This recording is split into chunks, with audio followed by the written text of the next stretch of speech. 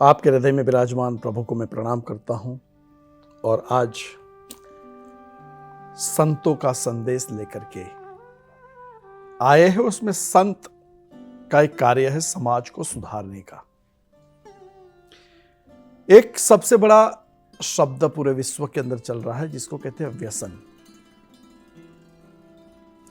व्यसन के ऊपर जब चर्चा होती है तो व्यसन किस चीज के लिए? मैं कहता हूं हर व्यक्ति अपना अपना व्यसन में डूबा हुआ है, मगर उस व्यसन ऐसा भी होना चाहिए जो भगवान के चरणों में रहने का जो संकल्प है वो भी एक व्यसन बना लिया जाए। पान, बीड़ी, तंबाकू, मावा से लेकर के व्यसन है, मगर उस व्यसन को अपना जो शरीर है उस शरीर को शायद आप बर्बाद कर रहे हो, मगर उसी शरीर के अंदर एक मन है, मन में अंदर एक व्यसन की एक ऐसी संकल्प की शक्ति प्राप्त की जाए कि मैं मेरे आध्यात्मिक जगत के प्रभु, इष्ट, माता पिता उनके चरणों में रहूं, उनकी चरणों की रज लेकर के एक ऐसा व्यसन प्राप्त हो कि मुझे उस इष्ट का दर्शन हो जाए, प्रभु का दर्शन हो जाए, मेरी कुल देवी और देवता का दर्शन हो जाए। इस संकल्प में आज हमारे हरिद्वार से पुरुषार्थ आश्रम से महामुनि श्री स्वामी निरंजन जी पधारे हैं। स्वामी जी प्रणाम, वंदन। स्वामी जी, आज का जो समाज है उस समाज में व्यसन की बड़ी बातें होती है। माँ आती है कि मेरा बेटा व्यसनी है, बाप आता है तो बोलता है मेरी बेटी व्यसनी है, माँ बाप दोनों आते हैं कहते हैं कि मेरे पुत्र व्यसनी है। तो व्यसन के ऊपर क्या कहना चाहोगे? व्यसन, वासना और दुर्वासना, ये तीन शब्द हैं। किसी भी चीज की हद हो जाए, जैसे हुक्के को हमारे धर्म शास्त्रों में धूम्र चिकित्सा कहा गया। धूम्र चिकित्सा, हुक्के के एक नीचे जल होता है और उस जल को आयुर्वेद में बहुत दवाइयों के उपयोग में लिया गया। क्योंकि जल की तरह ये तो तंबाकू और ड्रग्स और उसका जो भी होता है वो सब पानी में छन करके फिर उसके बॉडी में एक धुआं जाता है। हम जन जागृति के माध्यम से उन दुर्व्यसनों को दूर करके जो भगवान के प्रति है, धर्म के प्रति है, देश के प्रति है, वो उस वासना को जागृत करना है। हम तो उससे समाज को दूर करते हैं, उन बच्चों को दूर करते हैं, आज की नई पीढ़ी को दूर करते हैं। तो हम वहां से तो उनको हटाना चाहेंगे। हम उनको अध्यात्म की ओर, हमारे धर्मशास्त्रों में इसको, अच्छा कई जगह सब इसके बारे में भजनों में बहुत लोग गाते हैं कि ऐसी नशा, ऐसा नशा, ईश्वर का नशा, प्रभु का नशा, धर्म का नशा, इसके बारे में कहा जाता है। नशा शब्द तो प्राचीन है, लेकिन उस नशा को हम किस रूप में ले जाते हैं हमको उधर देखना होगा। लोग पीते हैं अंगूर के प्याले, अब पता नहीं क्या क्या पीते हैं, उसका हम यहाँ उपयोग मगर नहीं उसमें ये कहा गया कि भाई हम पीते हैं सत्संग के प्याले। सत्संग के प्याले, ठीक है। तो बात ये आई कि व्यसन को दूर करने के लिए सत्संग करना चाहिए। एक तो ये हमारे संतों ने कहा। दूसरी बात, जो व्यक्ति व्यसन करता है उस व्यसन में धीरे धीरे फिर डूबता जाता है। उसको निकलने के लिए या तो उसकी अनुभव की कमी है, उसको एक ऐसा जीवन में अनुभव होगा। एक ड्रग को पीने वाला व्यक्ति जब उसको पुलिस पकड़ ली जाती है, पकड़े करके उसको सजा दी जाती है, तो अगर वो जेल में भी जाता है तो 5 साल, 2 साल, 1 साल तक कुछ नहीं पीता है, तो वो जीवन का उसका परिवर्तन अगर वहाँ से वो छूट जाता है। यानी कि बिना भय से भक्ति नहीं होती कई बार। और भय जीवन में जब होता है, जैसे कोई रास्ते में चल रहा है और एक पत्ता भी रात को हिल दिया गया तो कहते जय जय जय हनुमान ज्ञान गुण सागर जय जय जय जय करने लगता है। क्यों करने लगता है? कि वो वहां भय है, भय है तो वहां भक्ति के पास जाता है। क्या मानना है आपका? मानना है व्यसन, दुर्व्यसन और वासना, जो तीन शब्द हैं, इसको हम लेकर के चलते हैं। ड्रग्स को लीजिए या तमाम प्रकार के हम नशे को लेते हैं, तो हम लोग उस लाइन में नहीं हैं। हम हमारे संतों ने कहा ला पिला दे राम नाम की साकी। तो हमको राम नाम की साकी को पिलाना है, ड्रग्स की तरफ हमको नहीं जाना है। लेकिन अब आजकल के जो बच्चे हैं उनका सत्संग, मंदिर जाना नहीं होता है और वो क्लब में जाते हैं। वो अपने बच्चों में अपने में आप में रहते हैं। तो उनको हम सत्संग की तरफ कैसे लाएं, उनको अध्यात्म की तरफ लाएं, उनको मंदिर की तरफ कैसे लाएं, ये उनके माता पिता की जिम्मेदारी है कि वो उस नशा को हमको इधर डाइवर्ट करना पड़ेगा। बहुत सुंदर बात है। उस नशे को डाइवर्ट करने के लिए क्या उपाय है? उसके लिए उपाय है ध्यान, उसके लिए उपाय है अध्यात्म की ओर जाना। जब तक बच्चों में संस्कार ही नहीं होगा, आदमी को कुछ खाना नहीं दिया जाए और कमरे में के अंदर पूर दिया जाए और बंद करने के बाद उस आदमी को बोलो ध्यान करेंगे तो वहाँ तो ब्रेड और बटर ही दिखाई देगा उनको। नहीं, बंद करने की चीज़ नहीं होती है। वो अपने मन से, आज की जो युवा पीढ़ी है वो पहाड़ की ओर, हिमालय की ओर, जहाँ जिससे मिलिए, जिससे बात कीजिए तो वही कहता है शांति की खोज। क्योंकि वो ड्रग्स से, नशों से वो भी परेशान होता है। उसको भी लगता है कि मैं गलत दशा में जाता हूँ। लेकिन उसको ऐसे सद्गुरु की ज़रूरत होती है जो उस अध्यात्म की ओर उसको रोक सके। थोड़े दिन के लिए, हफ्ते भर के लिए ऋषि केस गए, वहाँ के आने के बाद फिर वही चालू किया। तो ऐसी नशा उसको अंदर डाल दिया जाए अध्यात्म का, गुरु भक्ति का, कि वो दोबारा डाइवर्ट न हो पीछे की तरफ। ये बहुत सुंदर बात है जो शांति का जो शब्द का प्रयोग किया आपने। आज विश्व के अंदर वही चाहिए, समाज के अंदर वही चाहिए। और मैं तो समाज को यही कहूँगा कि आप कैसा भी जीना चाहते हो जियो, आनंद से, मस्ती से, मगर उस व्यसन से दूर रहो जो व्यसन के माध्यम से आपका जीवन बर्बाद हो रहा है। चाहे वो व्यसन किसी का भी हो। आदमी को एक व्यसन होता है कि मैं शराब पीऊं, रात को मैं शराब पीऊं, ये व्यसन है, ये आदत गिर गई है। मगर उस आदत को बदल देना वही हो गया भजन।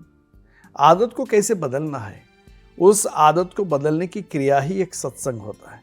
एक आदत को बदलने की क्रिया ही अपने आप में एक जीवन का परिवर्तन होता है। आदत को अपने आप में बदलने की जीवन का एक भाग्योदय होता है। और स्वामी जी ने बहुत सुंदर बात की, शांति। पूरा दिन आप काम करते हो, शाम को आते हैं घर पे और घर की बीवी बोलती है आप क्यों लेट आए, आपको ये करना चाहिए, वो करना चाहिए, ऐसा नहीं है, पूरा दिन आपको पता नहीं है बच्चे को मैं कैसे संभालती हूँ, खिलाती हूँ, आप एक दिन रहो। तो बाहर भी अशांति थी, घर पे जाकर भी अशांति मिलेगी। फिर आदमी क्या व्यसनी बन जाता है। और आदमी जब व्यसनी बन जाता है कि उस चीज से दूर रहने के लिए, वो बातों को दूर करने के लिए, अपने आप में भूलने के लिए, अपने आप को भुलाने के लिए, और जो अपने आप में भुलाने की क्रिया को अगर शराब में, व्यसन में परिवर्तित करता है तो जीवन वहां नष्ट हो जाता है। और इसलिए स्वामी जी शांति को प्राप्त करने के लिए मेरे ख्याल से साल में एक बार एक हॉलिडे करनी चाहिए। प्राण और प्रकृति, वो प्राण को उस प्रकृति के पास ले जाना चाहिए, गंगा की लहर के सामने बैठना चाहिए, प्रकृति का जो बना हुआ पूरा वृक्ष है उसको देखना चाहिए, पर्वत पे जाकर के देखना चाहिए। तो ये विदेशों में देखो हर 2 महीने 3 महीने में एक हॉलिडे आती है और लोग निकल जाते हैं हॉलिडे में। क्या? क्यों? प्राप्त करने के लिए, शांति की प्राप्ति के लिए। और शांति हकीकत में प्रकृति के पास है। और प्रकृति से खिलवाड़ किया इसीलिए तो कोविड आ गया। हमारे यहाँ भारत में ऐसी परंपराएं है नहीं। अपने को तो आपके माध्यम से कई देशों में जाने को मिला है।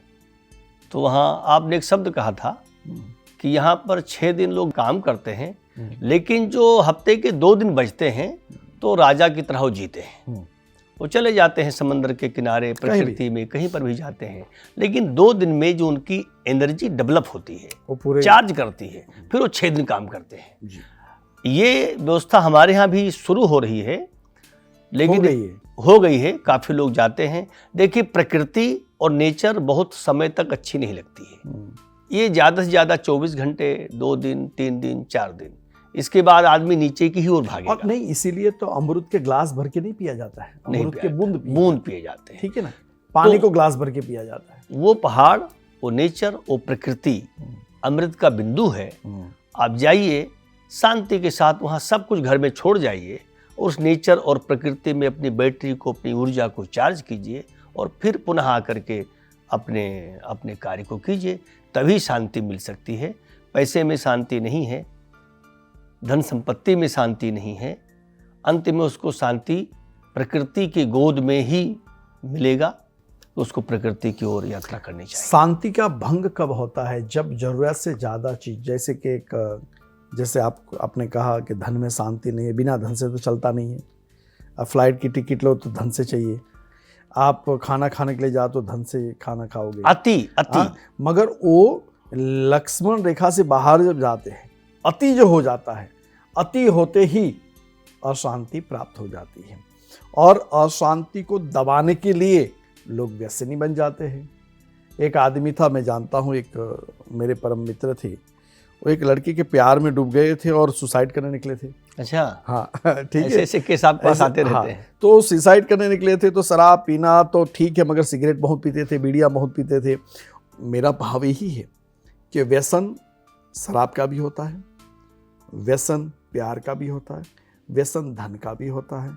व्यसन जो भी होता है, कुछ भी आप करो, मगर लिमिटेशन से बाहर जाओगे, अशांति प्राप्त होगी, व्यसन की ओर आदमी बढ़ेगा। इसीलिए बार बार मैं समाज को यही कहूँगा कि आप कुछ भी हो, कैसी भी हो, वैसे रहो। प्रीत है वहाँ पर्दा नहीं, पर्दा है वहाँ प्रीत नहीं। प्रीत और पर्दा दोनों रखे, वो है दुश्मन की रीत। अपने आप में खुद को अंदर एक दुश्मनावट मत पैदा करो, और वो जो दुश्मनावट पैदा करोगे तो ही अशांति प्राप्त होगी। अशांति को दबाने के लिए आप व्यसनी बन जाओगे। जब व्यसनी बन जाओगे तो आपका जीवन का ऊर्ध्वगामी बनने की वजह से पतन की ओर चले जाओगे। और इसलिए जीवन के अंदर, जिस स्वामी जी जहाँ रहते हैं पुरुषार्थ के पास, बिल्कुल थोड़ा सा आप वॉक करके जाओगे तो गंगा नदी है, और खल खल खल खल खल बहती रहती है, और वहाँ एक दो पार्क बने हैं। उस पार्क में कहीं शांति प्राप्ति का एक वातावरण बन जाता है। स्वामी जी क्या मानना है आपका? आप गंगा नदी के पास जाते हो तो वहाँ शांति प्राप्त होती है कि नहीं? गंगा का तट तो स्वयं मोक्षदायक है, शांतिदायक है। संत इस देश से संदेश लेकर के पूरे दुनिया में जाते हैं, और आप दुनिया का संदेश लेकर के भारत में आते हैं। उस भारत में जो संतों का संदेश है, वो संस्कार के माध्यम से पुनः पूरे दुनिया को फैलाते हैं। तो शास्त्रों में कहा है कि क्षारम जलम वारिमुचा पिबन्ति तदैव कृत्वा मधुरम बमन्ति। समुद्र के खारे जल को आकाश, चंद्रमा उसको लेता है और मीठा करके उसको पुनः पृथ्वी पर बमन करता है, वापस करता है। संतस तथा दुर्जनम दुर्वचांसी पीत्वा च मुक्तान समृग्ध। तो इसी प्रकार से संत संदेश के माध्यम से आप यहाँ की कड़वी बातों को भी मीठा बना करके अपनी भाषा में और पूरे दुनिया में आप प्रसारित करते हैं। ये आपका बड़प्पन है कि सभी संतों को, जो संत हिमालय में हैं, अपने आश्रमों में हैं, कंदराओं में हैं, छपने वाले हैं, छिपने वाले हैं, उन सभी संतों को आप लाते हैं और उनके वचनों को पूरी दुनिया में आप प्रसारित करते हैं। मैंने देखा कि बहुत ऐसे जो युवा पीढ़ी बहुत जुड़ी है आपके साथ, आपके लाखों करोड़ों में फॉलोअर्स हैं, वो भी आपके पास आते हैं और आप उनको दुर्व्यसनों से मुक्त करते हैं, अध्यात्म में लगाते हैं ये, और उनके अंदर एक आध्यात्मिक और शांति की ऊर्जा प्रवाहित करते हैं। पूरे देश को, पूरे विश्व को आप नेतृत्व करते हैं। तो इसमें आप ही काफ़ी हैं, और आपके माध्यम से हम लोग हैं जो सबके अंदर ये प्रेरणा देते हैं कि आप हिमालय की ओर जाओ, आप प्रकृति की ओर जाओ, आप नेचर की ओर जाओ। और देखिए, जितने हमारे आध्यात्मिक केंद्र हैं, कैलाश मानसरोवर, भगवान शिव, जितनी देवियां हैं वो भी सब पहाड़ पर हिमालय में ही हैं, जितने शक्तिपीठ हैं वो भी सब हिमालय पर हैं, जितने बड़े आश्रम हैं वो भी सब हिमालय पर हैं। इसलिए ये यहाँ से प्रतीत होता है कि हमारा आध्यात्मिक केंद्र जितने भी हैं वो सब हिमालय और प्रकृति में हैं, और जो प्रकृति में चला जाएगा तो प्रकृति की नशे में डूब जाएगा, फिर उसको भौतिक नशा करने की जरूरत नहीं पड़ेगी, वो गुरु के नशे में डूब जाएगा, वो फिर उसको पुरुषार्थ नजर आएगा, फिर धर्म अर्थ काम मोक्ष। देखिए हमारे यहाँ 4 पुरुषार्थ जो बताए गए हैं, तो पहले अर्थ नहीं रखा गया है, पहले धर्म रखा गया है। धर्म के नियंत्रण में अर्थ अर्जित करना। जब धर्म और अर्थ आ जाए तो काम कहते हैं कामनाओं को, तो धर्म और अर्थ के बिना कामनाओं की तृप्ति नहीं होती है। तो धर्म और अर्थ के नियंत्रण में कामनाओं से निवृत्त होना और इसके बाद मोक्ष पद को निर्वाण होना। इसीलिए अपने आश्रम का नाम है पुरुषार्थ आश्रम। उस पुरुषार्थ आश्रम में 4 पुरुषार्थों का उपदेश भी किया जाता है और उसको नेचर और प्रकृति से जोड़ा जाता है। बहुत अच्छा लगा स्वामी जी, आपने बहुत अच्छी व्याख्या बताई। संतों का संदेश, संतों की बातें निराली होती है, और उस संतों की बातों से लेकर के हम समाज की ओर पहुंचते हैं तो घर घर में एक संस्कार के माध्यम से संस्कृति का दीपक जलाते हैं, और जो संस्कृति का जो दीपक जलता है वहाँ आध्यात्मिकता की चेतना प्राप्त होती है। सभी भक्तों को मैं इतना ही कहूँगा, व्यसन से दूर रहो और व्यसन की मुक्ति को प्राप्त करने के लिए सत्संग की शुरुआत करो। ओम शांति शांति शांति।